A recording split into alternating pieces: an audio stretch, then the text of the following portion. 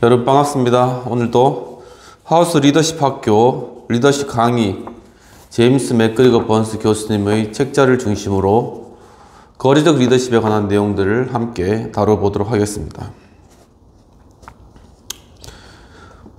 거래적 리더십 중에 저희가 의원 리더십과 의회 리더십이죠. 그리고 입법 리더십과 같은 것을 다루고 계속 지난 시간부터는 행정 리더십을 다루고 있습니다. 행정 리더십과 관련하여서 여러 거래의 장에서 흥정하고 협상의 과정들을 수용하며 제한된 투쟁의 일부로서 미리 화해에 동의하는 과정을 통해 대통령은 수적인 면에서나 중요성에 있어서 선택의 여지를 엄청나게 좁혀버린다라는 것이 오늘 공부에서 첫 번째 주제가 된다고 볼 수 있겠습니다. 이제 행정 리더십 중에도 이제 거래적 리더십이 필요하다라는 것을 지난 시간에 저희가 다루었는데, 이제 이 행정 리더십이 이 주변의 다른 입법이나 아니면 의회 리더십과 이제 거래를 통하여서 자신의 정책을 실현해 나가고 자신의 지지자들과 어떤 거래를 통하여서 자신의 정책을 지지해 나가는 그런 과정에서 흥정하고 협상의 그러한 과정들, 이러한 것들을 또한 수용하고, 그리고 제한된 투쟁의 일부로서 미리 화해 동의를 하는 그러한 과정. 그러니까 어느 정도 이렇게 협상하면서 화해를 유도해서 어떤 정책을 실현하지 이렇게 이제 하는 그런 과정인 것이죠. 근데 그런 과정들을 통과하게 되면은 대통령은 선택의 여지가 굉장히 좁게 된다는 것이죠. 그러니까 어느 정도 자신이 포기해야 될 그러한 부분들도 있고, 그렇기 때문에 이 정책을 이제 실행해 나가질 그런 운신의 폭이 굉장히 줄어든다라는 그러한 의미가 되겠습니다.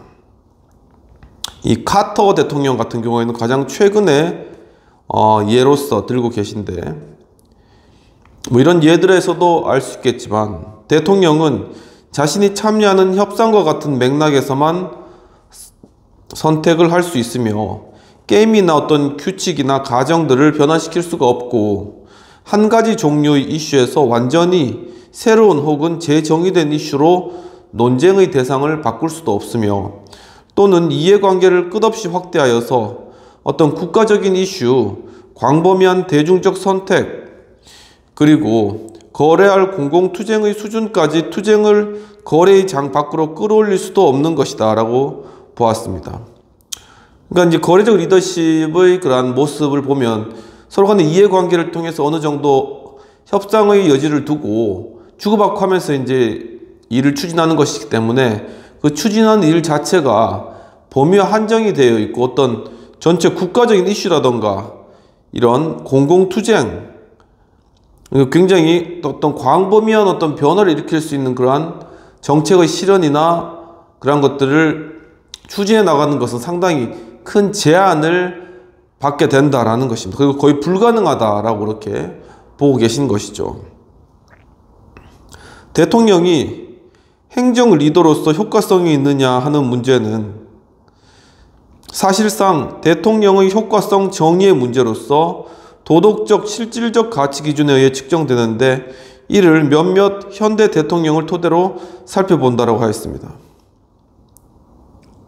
그러니까 이 행정 리더로서 과연 대통령이 정말 효과적으로 일을 할 수 있느냐라는 것을 한번 따져보겠다는 것이고, 또한 그것을 도덕적이고 어떤 실질적인 가치 기준에 따라서 살펴보겠다라는 것입니다. 그래서 몇 가지 미국 대통령의 예들을 들고 계시는 그러한 장면이 나타납니다. 몇 가지 점에서 최초의 현대적 대통령은 에이브라함 링컨이었는데, 그는 인력과 자원을 이제 사회적 경제적으로 동원해야 했던 급박한 시민 전쟁의 압력을 받으면서 광범위한 권력을 행사하여 정부의 중앙집권을 이끌어냈다라는 것이죠. 그러니까 링컨이 남북 전쟁 때 이제 전쟁 상황이 되니까는 강력한 정부가 필요하겠죠. 그러니까 이러한 시대 상황을 가지고 강력한 어떤 중앙정부, 중앙집권적인 정부를 만들어내었다는 것입니다. 링컨의 행정부는 미국 행정력 행사에서 최고의 수준이었으며 그는 여러 달 의회를 회기로 불러들이지 않은 채 통치했고 또한 법에서 규정한 한도를 넘어서 육해군의 규모를 키웠으며 반란군 내 노예들이 해방되었음을 선언하고 국법을 포고했으며 인신보호영장 발행을 유예시켰고 의회의 승인 없이 수백만 달러를 사용했다라고 얘기하고 있습니다. 그러니까 그 당시에 전쟁 상황이니까는 이거 뭐 의회의 결의 받고 이럴 시간이 없었던 거죠. 그러니까는 뭐 예산 범위도 초과하게 되고 상대편 진영에 있는 노예들 다 해방시키고 또 뭐 그 외에도 여러 가지 직권적인 그런 행위들을 했다라는 것입니다. 의회도 이제 회기 때 불러들이지도 않고 아무튼 뭐 그렇게 전쟁 상황이니까 그렇게 한 것이죠. 이 링컨은 전쟁에서 승리하기 위해 자신이 갖고 있던 휘그당식의 낡은 관점, 그러니까 대통령의 전권 확대에 반대하는 휘그당식의 낡은 관점에서 완전히 실용주의적이고 기능주의적인 태도로 행동했다라고 얘기를 하고 있습니다. 그러니까 어떤 대통령의 정권을 확대하는 것을 반대하는 휘그당의 그런 기존 입장에서 이제 전쟁 상황이 되었고 자신이 집권을 하니까는 이제 기능주의적으로 실용주의적으로 이제 그 전쟁에 이길 수 있는 그런 목적으로서 이 행정부를 완전히 새롭게 개편하고 그걸 추진해 나갔다라는 것이죠. 또한 전쟁 초기의 노예 제도를 보는 그의 태도는 기회주의적이고 편의주의적인 것이었는데 링컨은 분리된 주들의 노예 제도에 개입하려고 전쟁을 벌이는 것이 아니라고 밝혀 탈퇴한 주들이 연방에 재편입하도록 했다라고 하고 있습니다. 그러니까 이 회유를 일종의 한 것이죠. 너희 노예제도 하는 거 반대 안 할 테니까 다시 연방에 편입해라. 이런 식으로 해가지고 회유에서 다시 연방에 포함되도록 했다라는 것입니다. 그는 다른 지역에서 미국 흑인의 식민화를 찬성하기도 하였다고 합니다. 그러니까 처음에는 상당히 이렇게 좀 약간 노예 해방과는 약간 반대되는 그런 쪽으로 행동들도 많이 이제 취했다라는 것을 좀 알 수 있겠죠. 노예 해방을 선언한 것은 아마도 도덕적 이유만큼 당면한 군사적 실질적인 목적 때문이었을 것이다라는 것이죠. 그러니까 보통 이제 유인전이나 이런 데서 이제 다루는 거는 링컨이 굉장히 도덕적으로 청렴하고 뛰어났기 때문에 노예 해방을 끝까지 밀고 나갔다 이런 식으로 이제 구성을 하지만 사실은 그 이면에 기능적이고 실용주의적인 그러한 관점들이 굉장히 많이 존재했었다라는 그러한 것들을 실제적인 면들을 이야기하고 계시는 것입니다. 무엇보다도 링컨은 각 주들의 권리를 계속해서 보호해 주었는데 링컨이 전쟁을 승리로 이끌기 위해 노예 폐지론자들과 찬성론자들, 의회 내 급진파들과 보수파들 사이에 놀랍도록 균형 잡힌 행동을 취한 것은 비난할 수 없을 것이다 라고 이야기를 하고 있습니다. 그러니까 링컨이 승리할 수 있었던 이유 중에 하나가 바로 이 남북전쟁에서 링컨이 노예 제도를 찬성하는 쪽이 있고 또한 반대하는 쪽이 있고 이렇게 이제 되어 있는데 근데 여기에서 그 각각 당이 이렇게 사이의 균형을 잘 잡았다는 것입니다. 결국은 이게 노예 제도를 이제 반대하는 쪽으로 이제 갔지만 아무튼 자신의 세력 안에 있는 그러한 곳에서는 이 세력들의 균형을 잡았다는 것입니다. 그래서 이 전체적인 이 북쪽의 어떤 균열이 일어나지 않도록 이 공동체를 전체를 하나로 묶었다는 그런 점에 있어서는 링컨이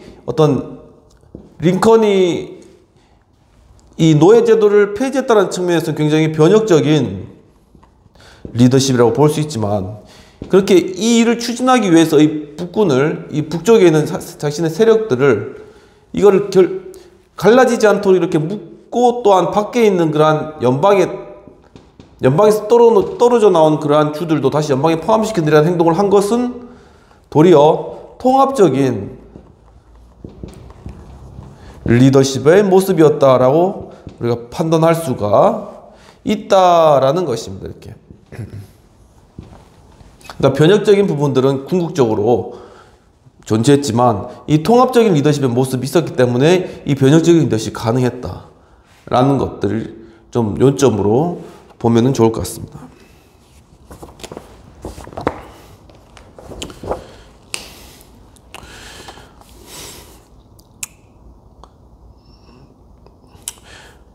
그런데 이제 그러나 그의 사후에 남북전쟁의 도덕적 문제가 전쟁 종식 후에 매우 실질적인 문제, 즉 재건 문제로 인해서는 대가를 치러야 했다. 이제 이렇게 어떤 도덕적인 문제에서 이걸 이제 다시 이 파괴된 미국을 다시 살려야 되잖아요. 다시 이제 재건의 문제가 발생했을 때는 이것이 하나의 어떤 큰 부작용으로 작용해가지고 상당한 대가를 치러야 됐다라는 그러한 부분들이 있었다라는 것입니다.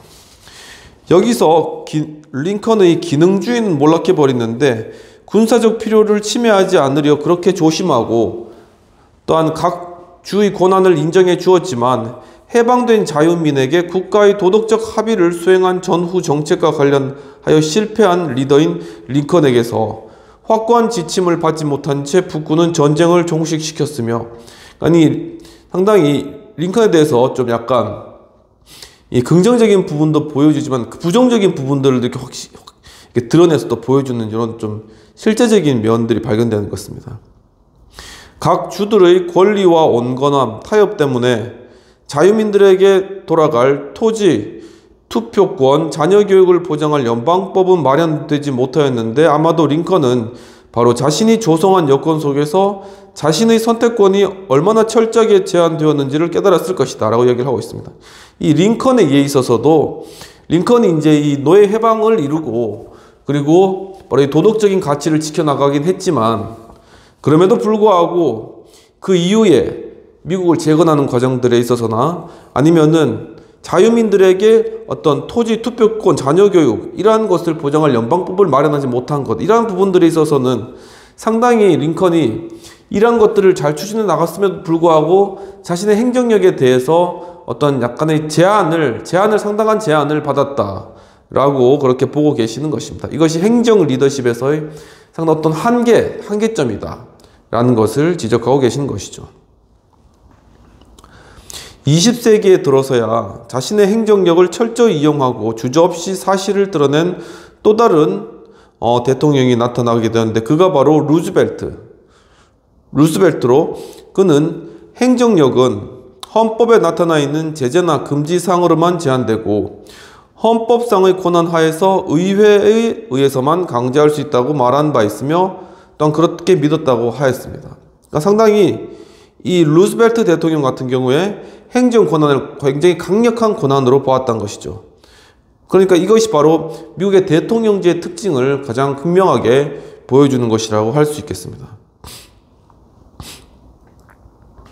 나의 시각으로 모든 행정 관료들은 국민을 위해 자신이 할 수 있는 모든 일들을 적극적이고 또한 능동적으로 수행하도록 정해진 심부름꾼이며 손해보지 않으려고 자신의 능력을 냅킨 속에 감추어두는 부정적인 이점에 만족해서는 안 된다라고 그렇게 루스벨트 대통령이 이야기하시고, 나는 권력을 침해한 것이 아니다.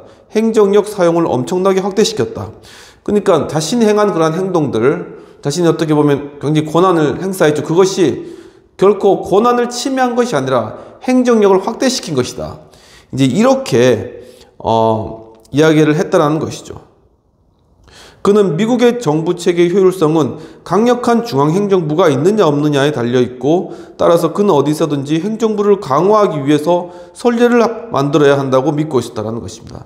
루스벨트 입장에서는 굉장히 강력한 행정부가 필요하다라고 그렇게 보았는데 바로 그러한 강력한 행정부를 통하여서 미국 국가가 또한 진행되고 이루어져 가고 있다라는 것을 오늘 보여주고 있는 것입니다.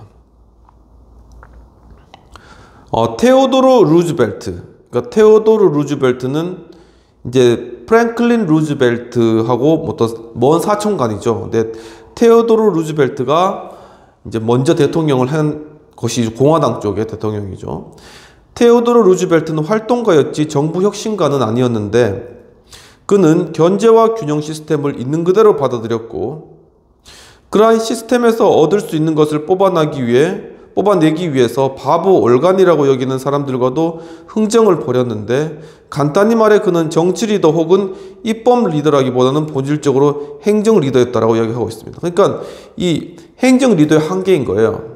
행정 리더가 어떤 이 균형을 잘 맞추고 그리고 거래를 통하여서 정책을 어느 정도 적당하게 잘 이루어가는 그러한 부분들이지, 이거를 다 이게 본질적으로 바꾸거나 아니면은 이거를 시스템으로 이제 바꿔내는 그러한 것이 행정 리더라고 보기엔 좀 힘들다. 행정 리더의 한계다라고 그렇게 보았던 것이죠. 비참한 국내 위기 상황에서 행정부 수반이 행사할 수 있는 권력을 증명한 것은 루스벨트의 먼 사촌인 프랭클린이었는데, 최고 정치가인 루스벨트, 이게 프랭클린은 여론의 잠재적인 힘뿐만 아니라 여론의 미묘함과 복잡성을 감지하고 재빨리 움직이거나 고의로 낮추거나 하는 등의 타이밍 감각을 통해서 정적의 감시를 피할 줄 알았다라고 하는 것입니다. 그러니까 먼저 이제 이 책 내용에서 앞쪽은 그러니까 행정가로서 이 행정력을 가장 확대시킨 것, 그리고 강력한 중앙행정부를 만들어야 된다 주장한 사람은 테오도로 루즈벨트였죠. 그러니까 먼저 공화당 쪽의 대통령이었는데 그는 정부의 혁신가는 아니었고 활동가였고 그리고 행정 리더였다라고 이야기를 하고 있는 것이고, 그 이후에 이 행정부 수반이 행사할 수 있는 권력을 증명한 것은 루스벨트의 먼 사촌인 프랭클린 루스벨트가 위기 상황의 행정 리더가 어떻게 행동하였는가 하는 것을 또 이제 잘 보여주었다라고 보았는데, 이 프랭클린 루스벨트 같은 경우에는 여론의 잠재적인 힘뿐만 아니라 여론의 미묘함과 복잡성을 감지하고 재빨리 움직이거나 고의로 낮추거나 하는 등의 어떤 여론의 그런 시시각각 변하는 그런 어떤 행태라던가 어떤 변화들이 있잖아. 그것을 잘 감지하고 거기에 대해서 잘 대응하는, 이제 막 여우와 같이, 그 여우와 늑대인가 그런 책도 있어요. 프랭클린 루즈벨트에 대해서 이 번스 교수님이 쓴 책도, 그 책도 한번 같이 공부해보면 상당히 좀 재밌을 것 같은데, 정말 이 정치인이란, 또 행정가로서 대통령이라는 사람이 이게 어떻게 재빠르게 행동하고 정말 이 여우와 같이 이렇게 여론을 잘 타면서 협상을 잘 이루어내는가 하는 것에서 이 프랭클린 루즈벨트 대통령이 상당히 뛰어났다는 것이죠. 그러니까 그것을 여우라고 봐서 그 리더십에 관해서 연구한 것이 이 여우와 늑대라는 그런 책들이 있습니다. 바로 이렇게 정말 어떤 정치력이죠. 정치력이고 협상력이고 또한 어떻게 보면 재치이고 순간적인 어떤 판단력이고 이런 것들을 정말 잘 가지고 있을 수 있는 그런 대통령, 그런 대통령을 미국이 가지고 있었기 때문에 미국이 위기 상황 가운데서도 그런 것들을 극복하고 이길 수 있었다라는 측면에서 미국이 상당히 어떻게 보면 축복받은 그런 나라인 것이죠. 바로 어떤 타이밍 감각을 통해서 정적의 감시를 피할 줄 알았다고 하는 것입니다. 그러니까는 막 정적이 활동할 때는 조용히 있다가 쭈그러들면 자기가 나가고, 이런 것들을 굉장히 타이밍 작업을 잘했다는 것이죠. 그는 정치적 세부 사항까지 주의를 기울이고 또한 집단 파벌을 중재하며 파벌들을 서로 대립시키는 그러한 기술들, 그리고 반대파 리더를 서열에서 탈락시키는 능력, 자신만의 싸움터를 골라 적이 그곳에 싸우도록 하는 능력, 그리고 개인적인 매력과 정치적 열정의 적절한 배합 등을 갖추고 있어서 이 모든 자질이 그를 20세기의 가장 효과적인 정치 전술가로 매김하게 되었다. 그는 이 프랭클린 루즈벨트는 말 그대로 정치 전술가, 이 정치를 하는 데 있어서 이 전술이 굉장히 뛰어났던 거예요. 바로 그렇게 정치 전술가로 자림하게 되었다라고 이야기를 하고 있습니다. 이런 정치적 자질에는 비정통적이고 고도로 개인화된 그리고 뛰어난 행정적 방식이 포함되며, 루스벨트는 행정수단으로서 공식적, 비공식적 권력을 완전히 활용하여 끊임없이 언쟁하는 야심에 찬 자기의 행정 참모들을 통제하였는데, 즉 목표를 고양시키고 동기를 창출하고 또한 개인적 충성심을 불러일으키면서 부관들에게 최상의 노력을 이끌어냈다. 그렇기 때문에 이런 측면에서는 상당히 변혁적 리더십이다. 그러니까 이 루스벨트가 한 행동이 보면은 루스벨트가 참모들에 대해 가지고 목표를 고양시키죠. 목표 고양입니다. 그리고 두 번째 동기를 창출시키는 것입니다. 그리고 세 번째 개인적 충성심을 불러일으키는 거죠.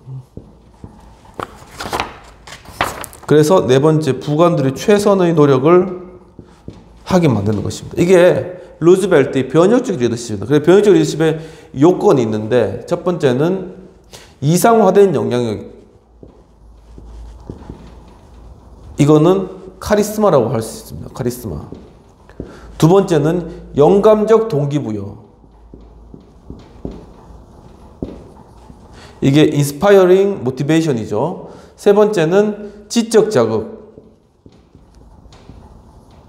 intellectual stimulation. 네 번째는 개별적 돌봄. individual considering입니다. 그러니까 이런 변혁적 리더십의 요소들이 바로 이 책에서 나왔는데 루즈벨트를 통해서 나온 것 같아요. 보면은 목표를 고양시킨다. 그것은 이성화된 영향력과 연결된다는 것입니다. 그러니까 그 카리스마, 이 루즈벨트가 가지고 있는 카리스마를 통해서 이 계속적으로 어떤 추구해야 될 목표들을 고양시키고 그것을 따라오게 만드는 것이죠. 그리고 이 동기를 또 창출했다. 이것은 영감적 동기부여. 그러니까 그냥 동기, 돈을 많이 줘서 동기를 부여하는 게 아니라 이 루즈벨트가 굉장한 어떤 리더십으로 말빨로, 한마디로 말빨로 이 참모들이 이걸 반드시 해내야 되겠다는 그런 동기부여를 시켜주었다는 것입니다. 굉장히 중요한 리더십에서. 세 번째는 개인적인 충성심을 불러일으켰다. 개인적인 충성심은 바로 이 개별적 돌봄에서 온다는 것이죠. 그러니까 이 루즈벨트는 한 사람 한 사람에 대해서 그 사람의 특징을 잘 알고 그 사람의 필요를 알고 그걸 채워주기 위해서 노력했다. 개별적으로 다이렉트로 한 사람을 대했다는 것입니다. 그래서 그 사람이 어떤 임무적인 어떤 일적인 것을 떠나서 개인적으로도 이 루즈벨트에 대해서 존경심을 갖고 따라갈 수 있도록 이 개인적인 충성을 불러일으켰다는 것입니다. 마지막으로 최선을 다하겠다는 것인데, 그것은 최선을 다하는 것에 있어서는 단순히 노력뿐만 아니라 어떤 지적이고 어떤 그런 그 지적인 능력이 필요한 것이잖아요. 그런 것들을 계획하고 수행하고 이런 부분에서는 지적 자극을 주었다라는 그런 부분들, 이렇게 연결될 수도 있고. 예. 그래서 이런 각각의 루즈벨트가 참모들에게 끼친 영향력들이 변혁적 리더십에서 이제 각 그 리더십을 이루는 그런 요소로 이렇게 창출되게 되는 것이죠.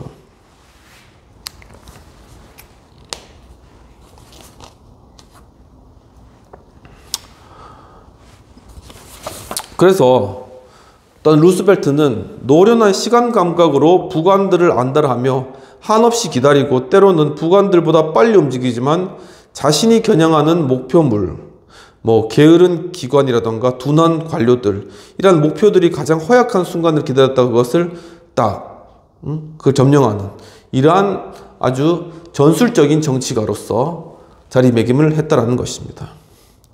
또한 고의적으로 부관들 사이에 일종의 경쟁심과 의지의 충돌이 일어나도록 자극하여 실무상의 에너지와 번뜩이는 창조력을 불러일으켰다는 것이죠.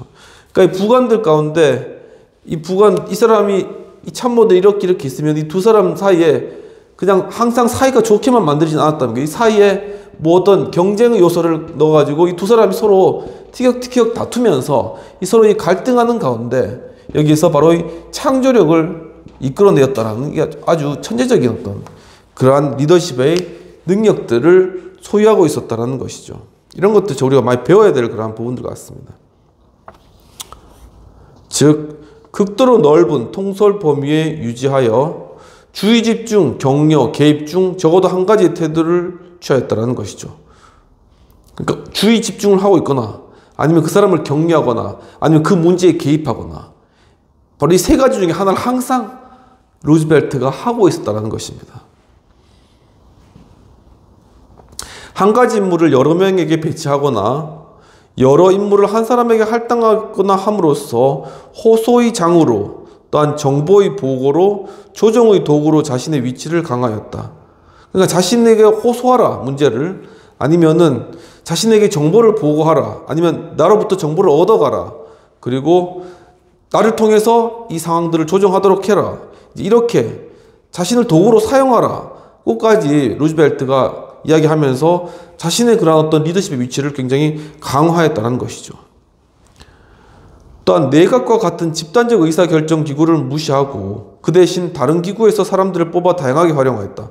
그러니까 굳이 자신 주변에 있는 국무위원들을 이용하지 않고 새로운 곳에서 새로운 인재들을 계속 뽑아가지고 했다는 것입니다. 그러니까 자신의 주변에 있는 정해져 있는 국무위원들만 가지고 하면은 그 범위도 한정되어 있을 뿐만 아니라 그 사람의 어떤 한계 내에서 움직이게 되는 거죠. 하지만 그 어떤 수많은 다양한 그런 영역들에 있어서 거기에 적합한 수많은 다양한 사람이 또 있을 거 아니에요. IT 분야라든가 산업 분야라든가 아니면 경제 분야라든가 의료, 교육, 행정 이런 수많은 부분들에 있는 그러한 사람들의 적재적소에 있는 그 사람들을 계속 뽑아가지고 굳이 자기가 이렇게 가까이 있는 참모들만을 의지하지 않고 그 다양한 사람들을 통해서 일을 했다라는 것입니다. 그러니까 굉장히 네트워크의 그런 장이 컸다라는 것을 알 수 있는 것이죠. 대통령의 재량을 넘어서거나 훨씬 못 미친다고 생각되는 하위 공무원들이 맡은 세세한 사안들에도 몰두하기도 하였다고 합니다.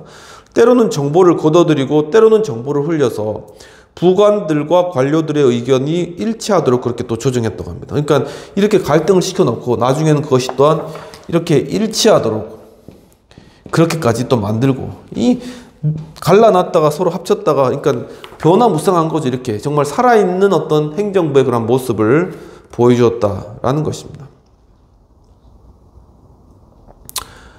그래서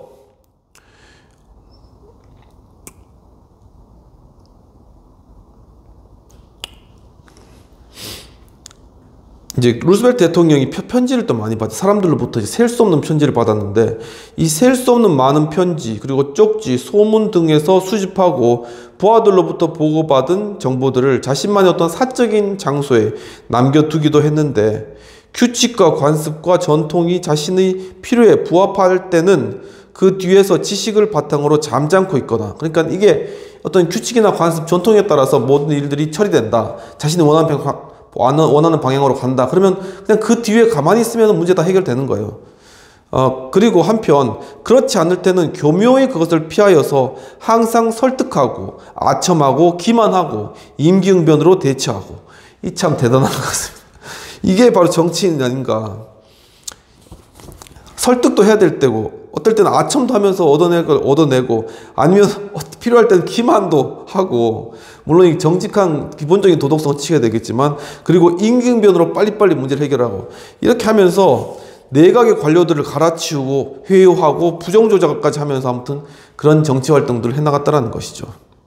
이런 대단한 기술들이 어떤 가치와 목적에 손상을 입히겠는가라는 그런 질문을 하고 있습니다.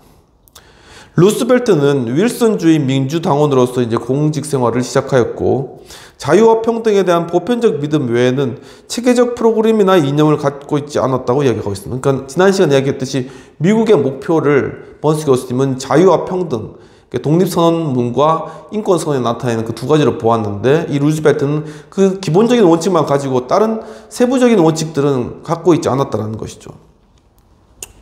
경제위기라는 극심한 압박을 받으면서 그는 취임 3개월 동안 세 가지 특별한 목표를 제시했는데 그것이 뭐냐면 회생, 그리고 두 번째는 구제, 그리고 세 번째는 개혁이라는 것입니다. 국가의 위기 가운데 이미 빠그러졌던 어떤 시스템, 경제 시스템이라든가 어떤 정치 시스템이나 이런 것들을 다시금 살려낸 회생, 살려내야 된다. 그리고 이미 수렁에 빠진 사람, 경제공황으로 인해서 수렁에 빠진 사람들은 무엇보다도 1차적으로 구해내야 된다. 구제해야 된다.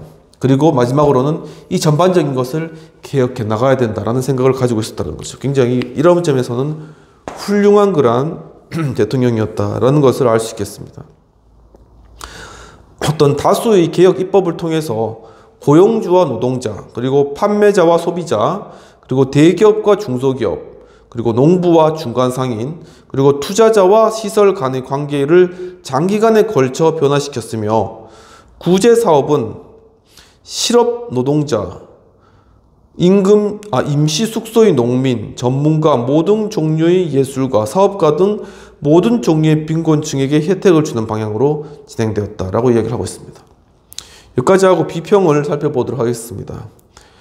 이 필자는 버스 교수님은 링컨과 시어도 루즈벨트 및 그의 먼 사촌인 프랭클린 루즈벨트를 비교하면서 행정 리더십의 모습을 잘 묘사하고 있는 것으로 보여집니다. 특히 미국의 대통령들이 행정부의 권한을 강화시킴으로써 강한 미국을 만들어가고 있는 것들을 보여주고 있다고 보시면 될 것 같습니다.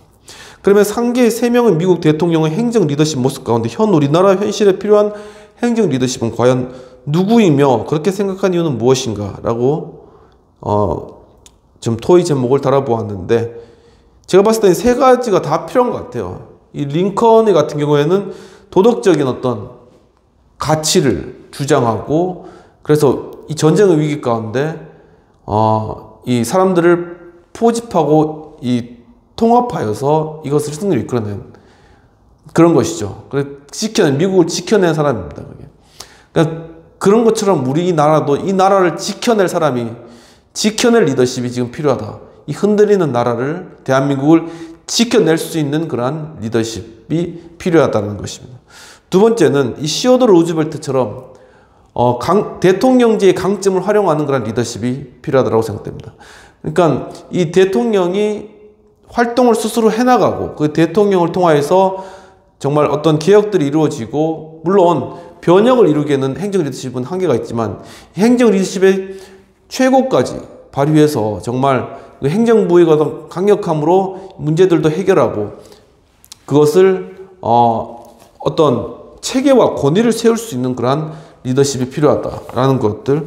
그리고 프랭클린 루즈벨트처럼 이 경제의 위기, 지금도 상당히 위기가 아닙니까? 위기와 기회죠. 또 지금 AI가 지금 또 이렇게 뜨고 있는 이런 상황 가운데 이 변화하는 이 경제 상황과 과학 기술의 발달, 이런 것들을 잘 팔로우하고 따라갈 수 있는 그런 리더가 필요한데, 정말 그러한 어떤 시대의 흐름을 잘 읽고 민첩하게 여우와 같이 읽고 그것을 잘 대처하고 순간순간에 다양한 정치적 기술들을 사용해서 그런 것들을 민첩하게 나갈 수 있는 그런 대통령이 필요하다. 그런 리더십이 필요하다는 그런 부분들, 새 대통령의 그런 요소들이 지금 우리 한국 현실에서는 모두 다 필요한 것 같아요. 그러니까 정말 이런 리더가 우리에게 필요하다라는 그런 생각을 한번 가져봅니다. 계속 이어서 프랭클린 루즈벨트에 대한 내용들을 두 번째 시간으로 한번 살펴보고, 또한 존 F 케네디에 관한 그런 내용들도 같이 한번 살펴보도록 하겠습니다. 그러니까 이렇게 미국 대통령에 관한 내용들을 이렇게 좀 다루면은 상당히 우리의 현실에 어떻게 적용할 것인지에 대한 그런 좀 방향이 좀 많이 보여지고, 아무래도 민주주의 어떤 역사가 긴 나라니까는 물론 영국보다는 되겠지만, 그리고 우리와 똑같이 이제 대통령제를 취하고 있으니까 우리 어떤 방향이 또한 보여지는 거죠. 우리 자유민주주의 체제 하에서 그런 의미가 있는 것 같습니다.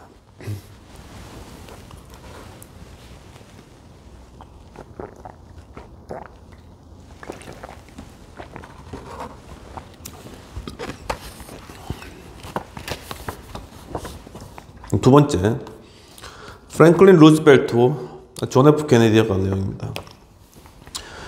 루즈벨트가 가장 중요하게 여기고 국민들이 그에게 정권을 위임한 가장 시급한 목표가 뭐냐면은 프랭클린 루즈벨트죠. 바로 그것이 경제 회복이었습니다. 이 지상 과제였습니다. 프랭클린 루즈벨트의. 우리도 비슷한 상황이 오시죠. 실업률은 루즈벨트 첫 임기 동안 어느 정도 감소했으나 두 번째 임기 동안에 급상승하였습니다. 그러니까 그때가 아무튼 대공황 때, 경제 대공황. 실질적인 경기 회복은 2차 대전 발발과 이로 인한 소비 물가 수요 증가로 이어졌는데, 루즈벨트의 탁월한 전술적 자질은 의심할 여지 없이 선택의 폭을 넓혀주었고, 첫 번째 임기 동안에 그의 의회 주제는 대체로 효과적이었으며, 이것은 부분적으로 그의 대단한 인기와 대통령 임기를 시작했다는 사실에서 비롯된다는 것입니다. 굉장히 큰 인기 가운데 루즈벨트가 대통령으로서 임기를 시작한 것이죠. 뉴스타트가 말한 대로 모든 영역에서 생동감 넘치는 끈기와 노련함을 보여주었기 때문에 그가 다시 보여줄 준비가 될 때까지 일상적인 혼란의 충격을 이겨낼 것이라는 평판을 얻었다라고 얘기하고 있습니다. 상당히 이 2차 대전 사이에 있었기 때문에 혼란스러운 상황에서도 루스벨트가 사람들에게 안도감을 주는 그런 대통령이었다는 걸 알 수 있겠습니다. 나중에 이를 다시 증명할 준비를 하는 시기였다고 이야기하고 있습니다. 1936년의 위대한 재선 승리에도 불구하고 루스벨트가 자신이 필요하다고 느꼈던 범위의 권력을 소유하지 못했다는 사실은 대단히 중요한데, 일단 루스벨트는 자신이 어떤 일들을 추진하기 위해서 뉴딜 정책을 추진하는 것이죠. 그래서 자신이 어떤 그런 강력한 권력을 가져야 되는데 권력을 소유하지 못했다는 느낌을 받은 것입니다. 그는 연방 대심원을 봉쇄해서 현대화하려고 했는데 이러한 시도는 의회에서 실패했으며, 또한 그는 민주당을 활성화하려 개방하려 했으나 1938년 반뉴딜 정책 후보에 맞서 루스벨트 후보를 후원했던 민주당 예비선거에서 완전히 패배하고 말았다고 이야기하겠습니다. 그러니까 이 루스벨트가 나중에 안 되니까 이 법원을 그냥 봉쇄하려고 한 것이죠. 봉쇄해가지고 자신의 사람으로 꽂으려고 했지만 실패한 것이죠.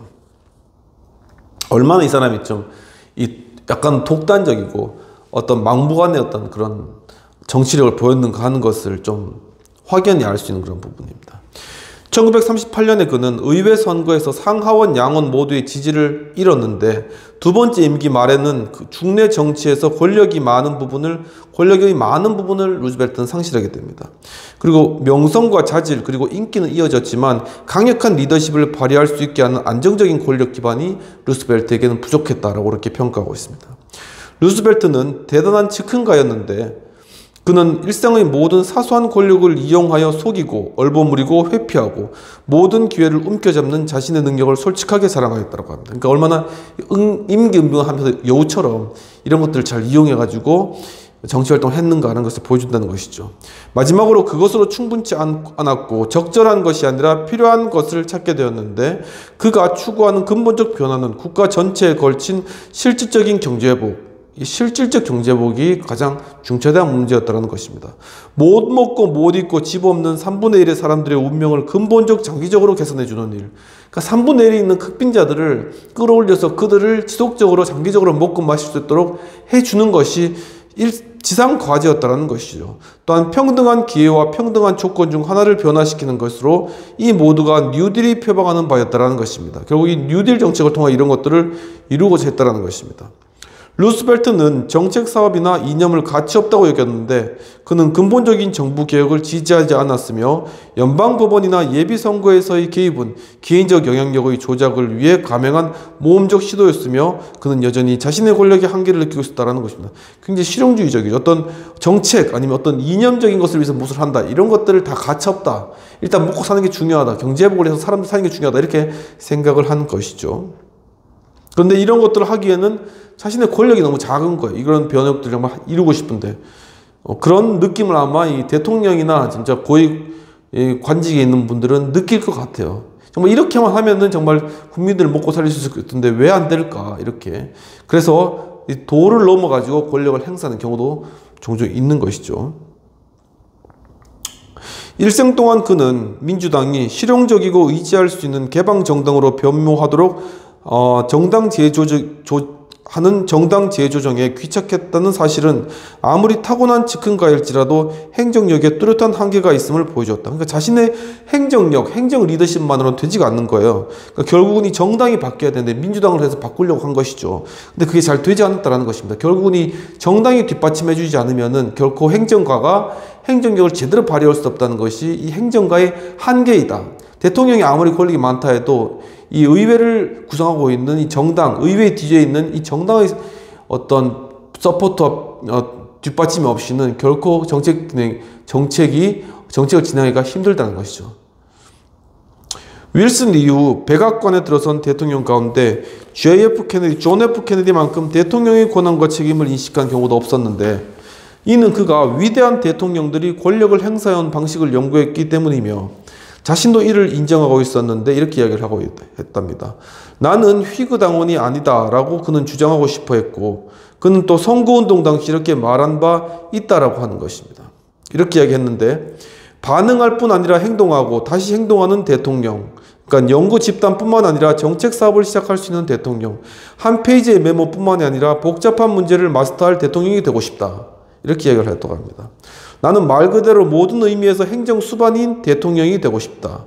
즉 문제에 대응할 때 부관들이 충고하는 대로 움직이는 대신 부관들을 지시할 줄 아는 대통령, 굉장히 어떤 지배적인 대통령, 카리스마적인 대통령의 전형이었다라는 것을 알 수 있는 것이죠. 일이 제대로 되도록 기꺼이 책임지려 하는, 그래서 일이 올바르게 진행되지 않았을 때 기꺼이 비판을 받을 준비가 되어 있는 대통령이 되고 싶다. 그렇게 케네디가 이야기를 했다고 합니다. 케네디는 루스벨트보다 어느 정도는 더 체계적인 일련의 정책을 갖고 있었으나 위대한 행정 리더처럼 자신의 행정력을 철저히 활용하려고 하였다라고 얘기하고 있는 것이죠.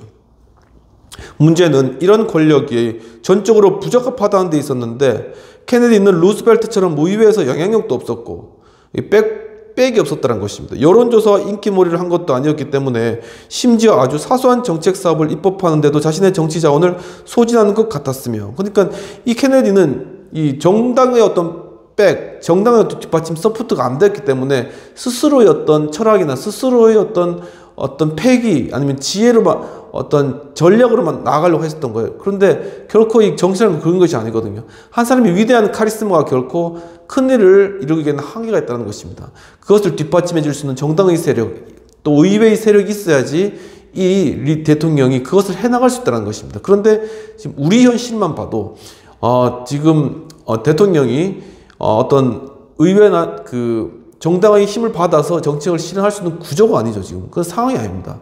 지금 도저히 행정력을 발휘할 수 있는 그런 상황 자체가 아니다라는 것이죠. 그래서 지금 이러한 상황들이 연출되었다는 것입니다. 그리고 1960년대 민주당은 1930년대보다 훨씬 혼돈 상황에 있는 것 같아 있었기 때문에 대통령 권한을 과감하게 집행해 보려는 그의 열의는 식는 것 같이 보였다라고 이야기를 하고 있습니다. 대통령 권한을 과감하게 집행해 보려는 그의 열의는 정말 식은 것 같이 보였으며, 대통령 측근 보좌관이었던 테오도르 소렌슨이 쓴 책은 케네디 재임 3년째 이제 출판이 되었는데, 케네디 자신이 서문을 쓴 것으로 당시 대통령의 침체된 기분을 잘 나타내 보여준다는 것입니다. 그러니까 자신이 이것저것 하려고 해도 뒷받침하고 도와준 사람이 없으니까 못하는 거예요. 그러니까는 침체된 기분이 될 수밖에 없겠죠. 대통령의 권위는 케네디의 권위만큼 대단하지 않았으며, 그의 정치 자원은 돈이건 사람이건 시간이건 신용이건 지지이건 모두 신통치 않아 보였다. 그러니까 이게 자신이 원하는 만큼, 자신의 젊은 만큼, 자신의 패기만큼, 자신의 인기만큼 정책이 실현이 안 되는 겁니다. 바로 여기에 바로 케네디의 한계가 있었다는 것이죠. 일부에서는 왜 케네디가 궁지에 몰린 것과 다름없는 상황을 타개하기 위해 더 대담하고 창조적인 노력을 기울이지 않았는가 궁금해하였다라고 이야기를 하고 있습니다. 상당히 신랄하게 이야기를 하고 있는 것입니다. 그렇다면 이 부분에 관한 비평들을 살펴보도록 하겠습니다. 번스 교수님은 프랭클린 루스벨트와 케네디의 예를 설명하면서 행정 리더의 활동의 여지가 결코 크지 않으며 일반인이 바라보는 것처럼 권위와 권력을 마음껏 행사하기보다는 다양한 한계 조건들에 걸려서 제대로 일하기가 어려운 상황에 처하기 쉬움을 실례를 통해 잘 보여주고 있는 것으로 생각된다. 근데 이 중에서 이제 프랭클린 루스벨트는 자신의 정치적 뒷받침과 어떤 자원들이 많기 때문에 이런 것을 이용해가지고 자신의 권력을 어떻게 보면은 좀 더 확대하고 그리고 사법부까지 장악하려고 시도했다는 건 그만큼 그 권력이 크고 그것을 잘 이용했다는 것입니다. 그리고 사람들과의 굉장한 어떤 인맥이나 네트워크가 강했다는 것이죠. 그러니까 정책 수행에 있어서 물론 자신이 원하는 만큼 수행되지 않았지만 그래도 어느 정도 끌고 나갈 수가 있었다는 건데, 케네디는 그를 지지하는 세력도 없고 그와 연결된 사람도 없고 그 본인의 성격도 그런 것 같아요. 그래서 그 어떤 이 상황들을 타개하고 창조적으로 나아가려고 하는 그런 것들이 상당히 불가능했고 또 스스로도 이러한 것들에 대해 침체되어 있었고, 그렇기 때문에 미국 그 정치 자체가 제대로 돌아가지 않는 그런 여러 가지 아주 꼬인 상황들이 발생하게 되었다라는 것이죠. 그러니까 그 케네디 본인의 어떤 도덕성이라든가 어떤 그런 부분은 굉장히 뛰어날지 모르지만 그러한 것들이 이 정치계 내에서 국가 내에서 이루어지는데 굉장히 큰 한계를 느꼈다는 것을 알 수 있겠습니다. 바로 이처럼 한 대통령이 서기 위해 가지고 굉장히 그 대통령의 어떤 그 확장력, 그리고 어떤 사람들과 어떤 네트워크, 그리고 어떤 정치적 자원을 이용하는 이런 다양한 것들이 굉장히 백업으로 뒷받침된 상태에서 대통령이 이제 나아갈 수 있어야 되는 것이고, 바로 그런 환경들이 우리나라 환경 가운데서도 굉장히 필요하다라는 그런 상황들을 우리가 볼 수 있는 것입니다. 토의된 내용들을 살펴보도록 하겠습니다. 우리 정치 현실 속에서 우리가 대통령과 행정부의 권한과 능력에 대해 과신하거나 오인한 부분은 없겠는가?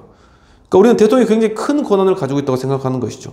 그리고 그 무소불위의 권위를 가지고 있다고 생각하는 것이지만 그 우리의 생각이고, 대통령 입장에서 국가의 어떤 그런 진정한 변화를 이루기 위해 가지고는 실제로 할 수 있는 자원이 없는 거예요.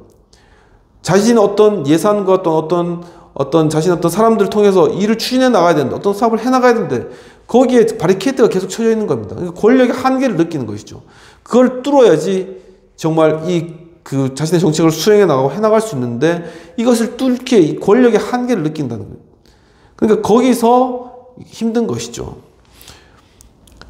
그러니까 우리가 생각하는 것과 대통령이 생각하는 것과는 완전히 생각이 하늘과 땅처럼 완전히 다르다는 것입니다. 우리는 너무나도 대통령의 권한이 엄청 무소불위하고 강력한 것으로 보이지만은, 그렇지만은 대통령 입장에서는, 행정부 입장에서는 하나의 정책도 제대로 실행하지 못하는 그러한 나약한 그러한 권력으로밖에 느껴지지 않았기 때문에, 어떻게 보면은 거기에 대한 반발이라던가 거기에 대한 어떤 대응으로서 이번 이러한 상황들이 이루어지지 않았나, 어떤 그런 생각이 드는 것이죠. 하나의 어떻게 보면 권력을 행사한 것이죠. 근데 그것을 통해서 엄청난 역공을 받고 있는 것이죠. 바로 이러한 상황들이 바로 우리가 처한 지금 현실이지 않겠는가라는 것이죠. 그래서 만약 우리 정치 현실 속에서 행정부의 권한이 약해져 있다면 대통령제에 걸맞게 행정력을 강화시킬 수 있는 방법은, 우리나라는 대통령제잖아요.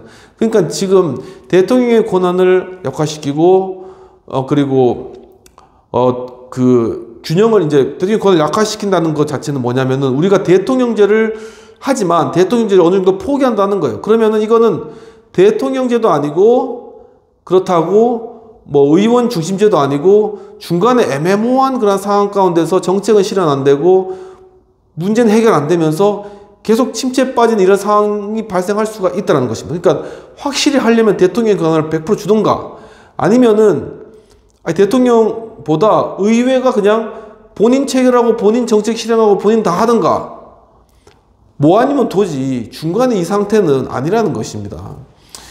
그러니까 우리는 대통령제를 취하고 있다면 대통령한테 권한을 씌워주는 게 맞고, 아니라면은 의회 중심으로 가는 겁니다. 입법 중심으로. 그러니까 그렇게 해야지 영국이나 일본식으로 그렇게 문제가 해결되거나, 그런 식으로 정책이 실현되거나, 아니면 미국처럼 그렇게 정책이 실현되거나, 이렇게 영국이냐 미국이냐 이런 식으로 이렇게 가는 것이지, 이 중간에 우리가 막 이렇게 애매모호한 상태는 상당히 우리에게도 손해이고, 그리고 어떤 정치적 안정성만을 해치는 그러한 상황이다 라는 그러한 좀 진단이 오늘 공부를 통해서 좀 되어지는 것 같습니다. 그렇다면은 세 번째 부분으로 이제 존 F 케네디에 대한 내용들을 좀 살펴보고, 행정 리더십의 마지막 부분으로 닉슨 행정부에 관한 내용들도 함께 살펴보도록 하겠습니다.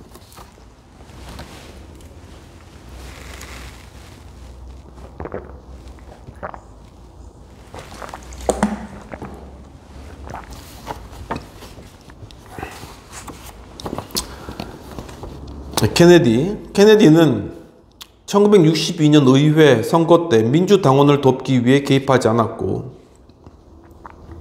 의회 영향력을 행사하기 위해 아첨, 협박, 뇌물 등을 이용했지만 자신이 운영해야 하는 체제 자체를 고치려는 시도를 하지 않았는데, 의심할 여지 없이 이것이 부분적으로 케네디 자신의 큰 기여가 1964년 선거에서 오리라고 생각했기 때문이다.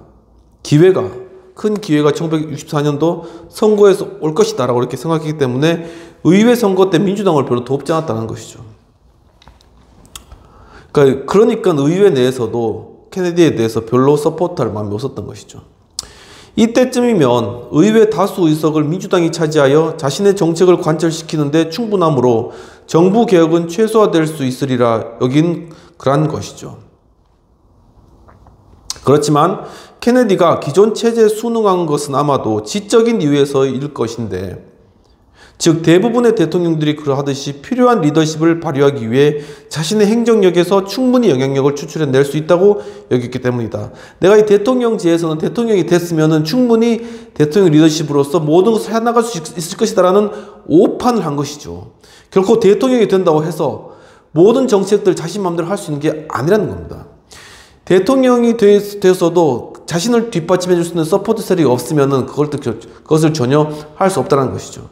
그러니까는 결론은 뭐냐면은 바로 그렇게 그 대통령을 도와서 서포트할 수 있는 그러한 강력한 그런 어떤 대통령을 지원할 수 있는 그 준비가 된 그런 대통령을 대통령으로서 세우거나 아니면 그 대통령에 대해서 그렇게 서포트를 하거나 그렇게 해야 된다는 것입니다. 그는 실패할 수도 있지만, 케네디는 실패할 수도 있지만 의회에서 제안할지도 모르는 계획을 감히 시도하지 않은 것이며, 또한 어쩌면 기질적으로 그 일을 해낼 능력이 없었거나 지적으로 그것을 좋아하지 않을 수도 있기 때문이라는 것입니다. 그러니까 정책 수행하고 막 하는데 크게 관심이 없었던 거예요. 그리고 이런 것들에 대해서 지지해주거나 지원하는 세력도 없었고, 또 그 본인 자체의 마음 가운데 그런 동기력도 부족했고, 좀 그렇게 보고 계시는 것 같습니다.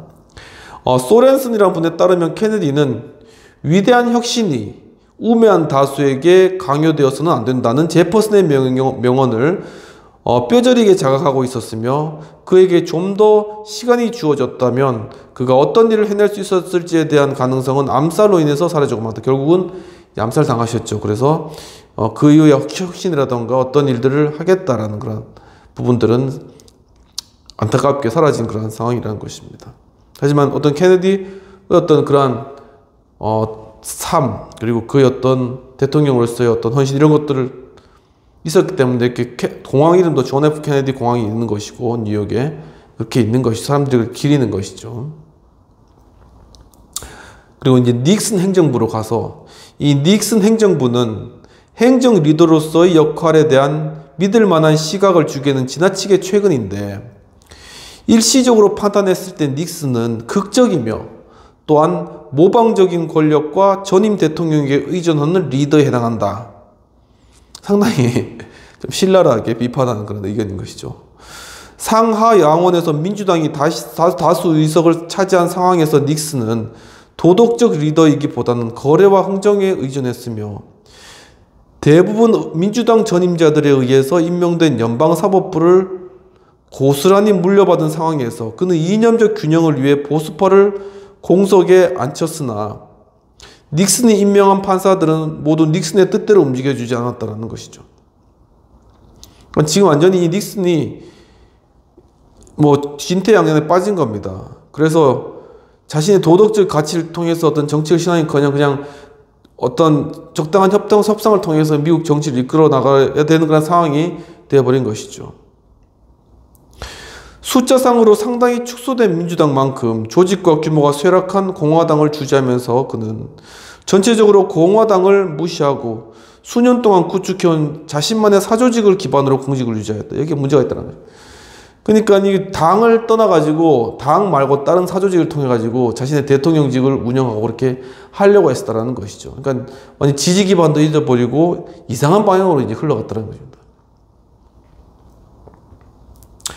루스벨트가 최고의 회유가였다면 닉슨은 완전한 기회주의자였는데, 이념적 입장도 수시로 변하고 또 이전의 입장을 반복하고 대선 당선을 위해 수억 달러의 자금을 모집했고, 민주당을 사보타지하고 남아시아에서 공산주의 세력을 확장을 저지하기 위해 포화가 계속되는 동안에 또한 베이징과 모스크바를 방문하고 경제적 규제를 단호히 반대했다가 채택하기도 한 우왕좌왕, 여기 갔다 저기 갔다. 그러니까 이게 어떤 도덕적 기준이 없는 어떤 그런 리더십 같은 경우에는 이렇게 거래적 조건에 따라 변할 수밖에 없다는 것이죠.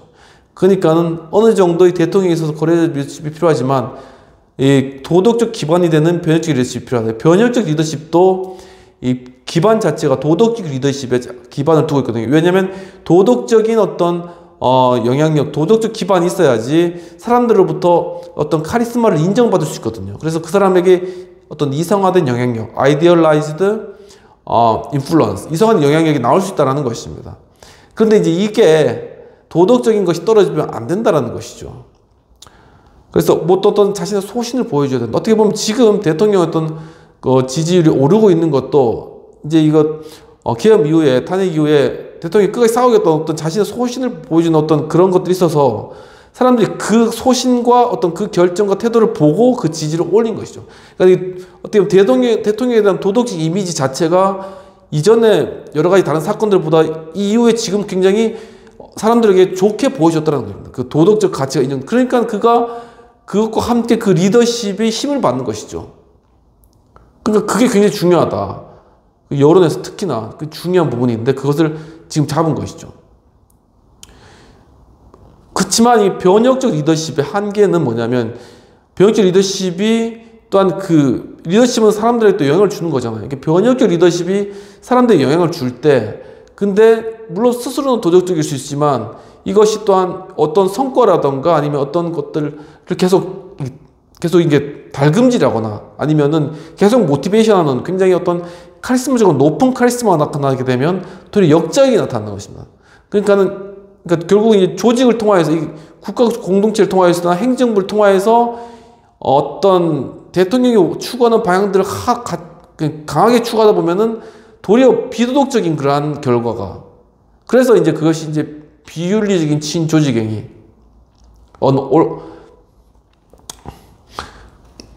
unethical pro-organizational behavior, 그러니까 비윤리적인 친조직행위가 나타나게 되는 것이죠. 그러니까 그런 부분에서 한계가 있기 때문에 변혁적 리더십에 어떤 일정의 한계가 있고, 그것을 극복하는 것이 통합적인 리더십이다. 거기서는 균형을 중시하기 때문에 카리스마가 극단으로 치닫는 것을 막거든요. 그리고 균형을 이루고 어느 정도의 도덕성을 가지면서도 동행에서도 중용이라는 게 있잖아요. 중용.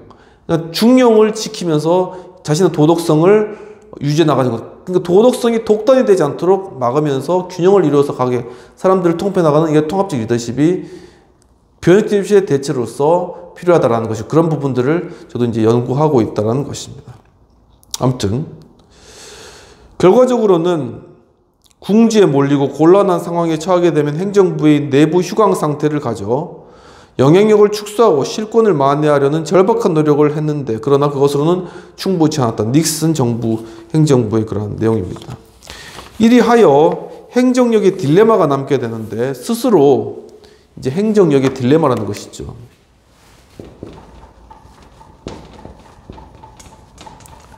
딜레마. 과연 어떤 딜레마이냐는 것입니다. 스스로 명성, 선택, 자원을 보호하기 위해 행정부 수반은 무엇을 지켜야 하는가라는 것입니다. 자신을 위해 권력을 보존하는 것과 더 광범위한 목표를 위해 권력을 확대하는 것은 어떻게 구분해야 하는가?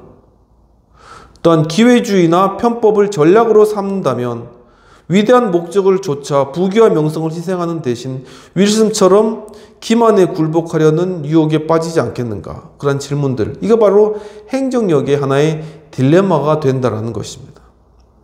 더욱이 엄숙한 질문이 남는데 무엇이냐면, 대통령이 행정 리더로서 자신의 협소한 권력을 지속적으로 끌어들인다면, 그리고 광범위한 입법 혹은 정당 관련 자원이 부족하다면 결국 그는 자신의 선택과 기회를 넓힐 능력보다는 제약된 선택들 중 하나를 고르게 되는 위치에 놓이지 않을까. 그러니까 결국은 대통령이 의회나 정당의 그러한 리더십과 함께 그 힘을 받지 못하면 결국은 선택지가 줄어들고, 결국은 그 권력을 그냥 유지할 수밖에 없는, 그냥 있는 것을 어느 정도 대체하고 선택하는 수준에서 그 행정 리더십의 제약된 범위 내에서 있을 수밖에 없다는 것이죠. 이게 끊임없는 싸움 같아요. 그러니까 이 권력을 확대하느냐 아니면은 그냥 몇 가지 선택지에서 축소되느냐, 그러니까 이 싸움이고, 그래서 결국 의회 리더십과 정당 리더십을 이끌고 나와서 더욱더 큰 목표를 위해서 나아가게 된다면은, 그렇다면은 정말 이 변혁과 개혁을 이루는 대통령이 되는 것이고, 도리어 의회나 정당의 세력에 밀려서 자신의 어떤 선택지만을 선택해야 되는 권력을 유지하기에 급급한 그런 대통령이 된다면은, 그 대통령은 결국은 자신의 임기만을 그냥 채우고 내려와야 되는 그런 대통령이 된 것이죠. 이런 관점에서 볼 때 지금 대통령의 어떤 선택과 그 결과, 지금 정당으로부터 지지를 얻어내는 그 지지력이 올라가고, 또한 그것을 통해서 결집되는 이러한 부분들은 상당히 큰 어떤 리더십을 확증한 그러한 경우 케이스에 해당되어진다라는 것으로 우리가 좀 판단해 볼 수 있을 것 같습니다. 결국은 대통령도 의회도 문제에 정면 대응할 수 없기 때문에 그 문제들이 미결로 남아있다면 국내나 국외에서 그리고 경제, 정치, 세계 안정 혹은 국가적 도덕적 측면에서 위기가 닥치지 않을까. 그러니까 바로 이 우리에게 닥친 문제, 지금 이것이 우리의 현실이었지 않습니까? 근데 그것을 의회도 안 해. 대통령도 안 해. 정면 대응 안 한다는 것이죠. 그러니까 정면으로 맞대응해서 나가지 않고 뒤로 피한단 말입니다. 그러면 이 문제는 해결 안 된다는 거예요. 그렇다면은 결국은 정치적으로, 정치적으로 어떤 것으로도 국가적으로, 도덕적으로도 그리고 국방적으로도 세계 어떤 외교라든가 아니면은 북한과의 관계 가운데서 상당한 위기에 놓일 수 있다. 위기.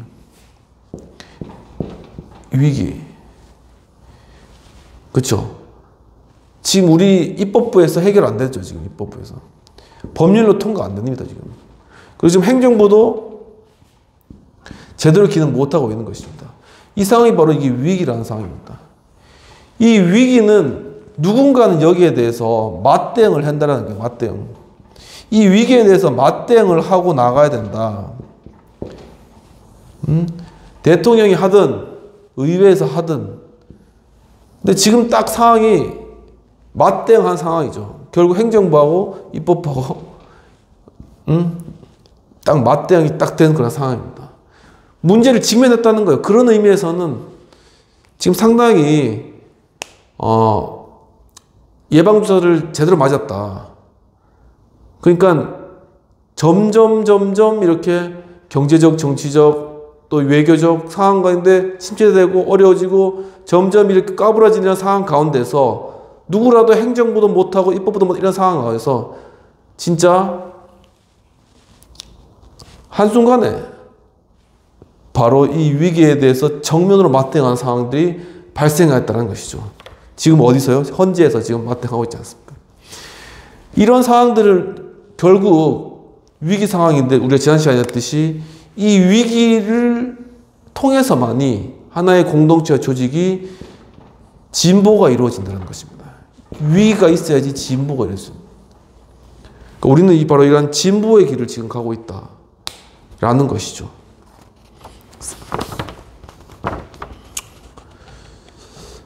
유럽과 미국의 경험이 함축하는 바는 명확하게 행정 리더십은 그 자체로 지속적이고 계획적인 사회개혁에는 부적합하며 행정 리더십은 특정의 제한된 목표를 달성하는 데 효과적이며 위기 상황이 없어서는 안 된다라고 하는 것이죠. 그러니까 전쟁과 이런 위기 상황이 없어서는 안 되고 하지만 사회개혁을 이루는 데 행정 리더십은 좀 부적합하다. 하지만 행정 리더십의 구조 내에서 방향성과 통제력 상실, 서로 갈등하는 책임, 동기, 목표들이 주는 계속적인 중압감, 그리고 집행 과정에서 내재된 한계점들, 시스템 외부에서 이념적 정치적 자원들을 동원할 수 없는 리더의 무능과 결합된 대부분의 행정 시스템에 얽힌 제한된 시각, 이 모든 것들이 행정 리더에게 장애 요인이 된다는 것이죠. 행정 리더는 굉장한 장애 요인을 가지고 있다는 것입니다. 그 행정 리더 자체가 굉장한 장애 요인을 가지고 있는 행정 리더이기 때문에 이 행정 리더를 통한 사회 변혁은 굉장히 힘들고, 왜냐하면 이 장애를 극복해야 되기 때문에 우리 과거 역사에 보아도 그렇다면 큰 대가를 치러야 되는 것이고, 그렇기 때문에 하지만 위기 가운데 행정 리더는 필요하고, 바로 이 상황 가운데 행정 리더는 갈등을 한다는 겁니다. 항상. 그러니까 그것을 적정하게 잘 맞춰가면서 그 갈등을 유지해 나가면서 행정력을 뻗쳐나가는 그런 것이 행정 리더의 관건이다 라는 것입니다. 뉴딜은 1933년 루즈벨트가 행정 리더십에서 확고하게 보여주었던 100일에서 나온 것이 아니라 1935년이 두 번째 100일에서 나왔는데, 그 기간은 지적인 불안과 정치적 행동 그리고 입법 및 행정적 결정의 기간이었다. 그러니까 굉장히 어떤 불안정한 그런 상황 가운데서 이 뉴딜 정책이 실행되었다는 것이죠. 이 점은 매우 중요한데, 또한 노동당이 1940년대 후반 영국의 근본적인 변화를 가져온 것은 창조성, 이념적 불안, 정책 갈등, 그리고 정치 조직화, 특히 정당 형성을 수십 년간 거친 결과였는데, 행정 리더십이 실질적 변화를 가져오기 위해서는 권력과 원칙의 확고한 기반이 있어야 된다. 그러니까 행정 리더십을 분명히 세우기 위해서는 거기에 그 행정 리더십을 서포트해 줄 수 있는 분명한 권력이 있어야 되고, 또한 그것에 대해서 확고한 리더십, 어떤 원칙을 가진 리더십, 그러니까 도덕적 가치와 또한 방향에 대해서 분명한 하나의 원칙을 가진 이 원칙을 가진 리더십이 필요하다는 것입니다. 이 원칙을 가진 리더십 참 힘듭니다. 이거 때에 따라 변하고 여기 갔다 저기 갔다가 때때로는 이거 해야 된다고 하다가 때때로는 그거 아니라고 그랬다가 결코 이 닉슨과 같은 대통령을 뽑으면 안 된다는 겁니다. 여기 갔다 여기 갔다 이거 했다 저거 했다가 안 된다는 것입니다. 이 원칙을 가지고 끝까지 밀고 나가는 그러한 대통령을 뽑아야지 이 대통령이 결국은 위기와 상황들을 극복해 나가고 문제를 해결할 수 있다. 그리고 그 권력을 행정 리더십을 확대할 수 있다. 그 확대를 통해서 사회 변화를 이룰 수 있다는 사실입니다. 그러면 비평된 내용들을 살펴보도록 하겠습니다. 필자는 번스 교수님은 행정 리더십을 보여준 대표적인 인물로 루즈벨트를 들고 있으며 그의 뉴딜 정책의 행정 리더십의 대표적인 행위로 잘 발견하여 제시하였다. 그러니까 이런 위기 상황 가운데, 어려운 상황 가운데 이런 정책을 들고 나오고 그것을 통화해서 국가 전체적인 변화를 이루는 어떤 그런 하나의 선례가 된다라는 것이죠. 우리나라 보면은 과거에 경제개발 5개년 개혁 같은 거 이런 것이 될 수 있겠죠. 그래서 그걸 통해서 정말 어떤 이 대한민국 커다란 변화를 이렇게 이뤄낸 그런 것이죠. 그 과정 가운데서 또 굉장히 많은 어떤 값을 치렀고 반대로 어떤 또 어떤 권한에 대해서 침해받는 그런 경우도 있었고 특히나 의회와의 관계 가운데서도 그러니까 그렇게 큰 어떤 정책이나 어떤 그러한 방향들을 결정해 나아가기 위해서는 행정 리더십은 굉장히 어떤 제약 사항이 있는데 그렇기 때문에 이것들을 잘 조정하고 나아가는 것이 중요하다. 근데 이 선을 넘어버리면은 그때는 이제 반대로 이제 이렇게 오기 때문에 이제 그 선을 잘 지켜나가야 되는데 그거는 하나의 카리스마죠. 아까 말씀드렸듯이 변혁적 리더십에는 카리스마 요소만으로는 부족하고 결국은 통합적 리더십을 통해서 이 부분이 변혁적 리더십에 컨트롤 되어야 된다. 결국 균형과 중용, 균형을 통해서 이 문제들을 해결시켜 나가야 된다. 라는 것입니다. 그럼 우리 정치 현실 속에서 대통령 행정 리더십을 보여준 대표적인 행위가 있다면 어떤 것을 들 수 있겠는가? 방금 들었던 것 같이. 그리고 행정 리더십을 위해 전제해야 되는 것은 그러니까 결국은 원칙. 이 원칙을 가진 행정 리더십이 필요하고 그 다음에는 권력을 가진 리더십이 있어야 된다. 권력. 이 권력을 가진 리더십을 가지기 위해서는 여기에 대한 지지되는 정당의 뒷받침 그리고 이 정당의 뒷받침을 이끌어낼 수 있는 이 사람의 포용력이겠죠. 일종의. 이것도 하나의 리더십입니다. 어떤 그러한 도덕적, 사실 도덕적 가치, 변혁적 리더십에서 끌어져 나오는 겁니다. 그런 정당이나 의회의 어떤 뒷받침이 있어야 된다. 라는 것이 전제되어야 된다. 라는 그런 부분들이 되겠습니다. 여기까지 하고 이제 15장으로 넘어가는데 이제 거래적 리더십이 끝나고 15장에서는 새로운 장으로 넘어가게 됩니다. 그 제목이 함의들, 이론과 실제입니다. 이제는 실제적으로 이제 이것들을 우리가 배운 리더십 이론을 어떤 함의가 담고 있고 실제적으로 어떻게 적용할 수 있겠는가라는 그런 부분들 제5부로 이제 넘어가겠는데 거의 이제 책의 마무리 단계에 있겠다고 보시면 될 것 같습니다. 제 15장 첫 번째 결정과 변화가 되겠습니다.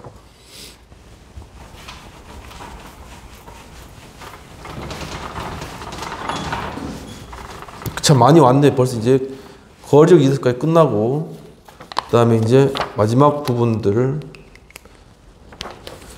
결정과 변화의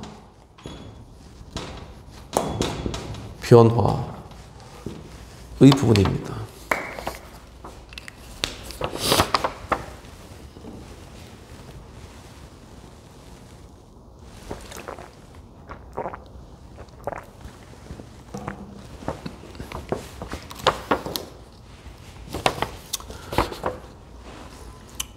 처음에 이제 모택동의 그러한 내용들부터 시작됩니다. 모택동이 공산주의 중국 내에서 일으켰던 그러한 가장 어떤 보면 극단적인 그런 혁명의 모습인 것이죠. 홍위병 완장을 두른 모택동은 1966년 8월 중순에 북경 천안문 광장의 대집회에서 100만 홍위병을 환영하였으며 8차례의 열광적인 대집회 중 첫 번째 집회였던 이 기간에 그는 수도 순례를 온 1000만 이상의 젊은 혁명주의자들에게 자신이 직접 축사를 하였다라고 얘기하고 있습니다. 그러니까 그 중국 상황들이 묘사가 되는 것이죠. 굉장히 이렇게 사실적으로 번식 교수님 묘사를 하는데 그 당시에 중국의 어떤 그 공산주의 혁명이 휩쓸었던 어떤 그런 분위기들을 좀 그려내고 있는 것입니다. 연중 끊이지 않았던 항의의 상징과 수잔이었던 대형 포스터가 중국 전역에 걸쳐 수백 군데의 공공장소 벽에 활기차게 붙여져 있었으며 이것은 당에 침입한 주자파 캐피탈리스트 로들, 주자파를 공개적으로 응징하고 직위해제시켰던 당시 시위의 배경을 생생하게 보여주는 것이다. 그러니까 이 자본주의라는 어떤 그러한 부분들이 공산당 내에서도 발생되었던 그러한 캐피탈리스트니까 그렇겠죠.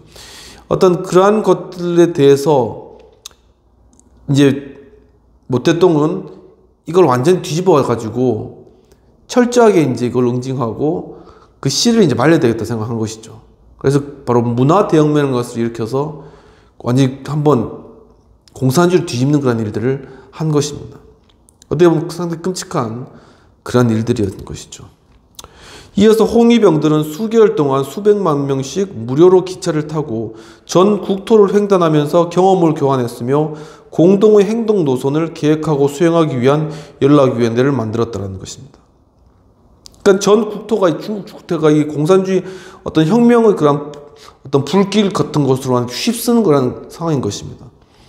그해 말경의 모택동은 문화혁명, Cultural Revolution의 영역을 공식적으로 확정하여 산업과 노동 부문을 포함시켰으며 그는 노동자와 농민을 고무하여 혁명을 장악하고 생산성을 향상시킬 것을 촉구하였는데 그렇게 하여 다시 한번 대중행동을 확장하는 한편 동시에 억제하는 미묘한 입장을 취하였고 농민 대중은 군인으로서 가담하였다는 정도 외에는 여전히 문화혁명에서 중요한 역할을 하지 못하고 있었다는 것입니다. 그러니까 모택동은 머리가 굉장히 좋은 거예요. 그러니까 사람들이 모였을 때 자신을 지지하고 공산주의를 지지하는 방향으로 나갈 수도 있지만 분명히 역으로 그것을 반대하거나 도리어 역공을 당할 수도 있다는 것이죠. 그러니까 이 군중의 그러한 심리를 정확하게 읽고 그래서 자신에게 유리한 부분들에서는 그것을 이제 조장하고 그것을 불러일으키되 반대하는 어떤 그러한 불씨를 완전히 끄면서 그것을 억제하는, 그러니까 조장하면서 억제하는, 모순적이에요. 하지만 그걸 저장하면서 억제하는 그러한 것들 방법을 통해서 문화혁명을 끌어왔던 점에서 모택동 아주 천재적인 어떤 그런 인물이었다는 걸 알 수 있습니다. 그러나 혁명의 역군들, Revolutionary Rebels, 혁명 역군들로 자칭하였던 도시 노동자들은 그해 초에 자발적인 항의를 개시하며 곧 혁명적 봉기의 전이대가 되었으며 교육 수준이 높았던 상당수 젊은 노동자들의 동기는 학생들의 동기와 대체 유사하였다라고 하면서 이들 두 집단 모두 매우 투쟁적이었는데 이 두 집단은 공장 관리자들에게 체질화되었다고 보는 불평등, 권위주의와 자본주의적 경향과 부패에 대항하여 투쟁하였고 노동자들의 목표는 평등을 달성하는 것이었으며 이들의 타깃은 자본주의적 동기들을 타도하는 것이었다. 아예 그 생각 속에서 그리고 그 싹 트는 자본주의였던 그런 분위기 속에서 그걸 아예 싹 씨를 말리려고 이 문화 대혁명을 통해서 아직 어떻게 보면은 그냥 불씨를 놓은 거죠, 거기다가.